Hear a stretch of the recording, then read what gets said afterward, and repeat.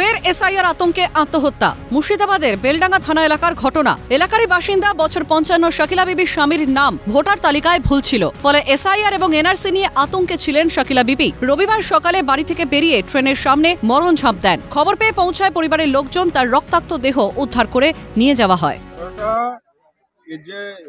SIR নিয়ে আতঙ্কে ভুগছিল, নাম আছে, তারপরেও ওর স্বামীর নাম যদি যেহেতু অনেকদিন আগে মারা গেছে, তো সেই হিসাবে ওর স্বামীর নামটা নাই, ওর মেয়েদের নাম পাচ্ছে না, সেখানে স্বামীর নাম না। গতকাল আমাদের পরে হয়েছে ঘটনাটা। এনআরসি কাগজ খালি বলছে আমাকে মোদি ধরে নিয়ে যাবে, খালি মোদি ধরে নিয়ে যাবে, এরকম একটা আমি জানতে পারলাম 6:30টার সময়।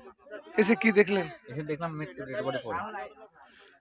বলতে এই মেয়েটা অনেক কদিন থেকে এই এসআইআর এর কাগজ নিয়ে ভুগছিল, মানে সবকিছু নাম থাকা সত্ত্বেও 2002-এ 2025-এর নাম থাকা সত্ত্বেও মেয়েটা ভয় করছে। শাকিলা বিবির আত্মহত্যাকে খুন বলে দাবি করেছেন বিজেপি নেতা। তৃণমূল মানুষের মধ্যে আতঙ্কের পরিবেশ সৃষ্টি করে আত্মহত্যা করতে বাধ্য করছে, এমনটাই দাবি তার।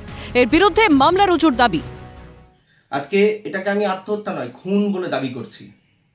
আর এর পেছনে দায়ী বর্তমান তৃণমূল কংগ্রেস। এসআইআর সম্পর্কে সঠিক তথ্য প্রচার করার জায়গায় এনারা মিথ্যা গুজব এবং প্যানিক সৃষ্টি করছে, আর যার ফলে এই ধরনের আত্মহত্যা বারবার আমরা দেখতে পাচ্ছি। বাধ্য করছে অবিলম্বে তাদের বিরুদ্ধে খুনের ধারাতে মামলা রুজু করা হোক। এসআইআর আতঙ্কে একের পর এক মৃত্যুর অভিযোগ। এই মৃত্যুর দায় কার? মুর্শিদাবাদ থেকে মৃন্ময় গোস্বামীর রিপোর্ট, ক্যালকাটা নিউজ।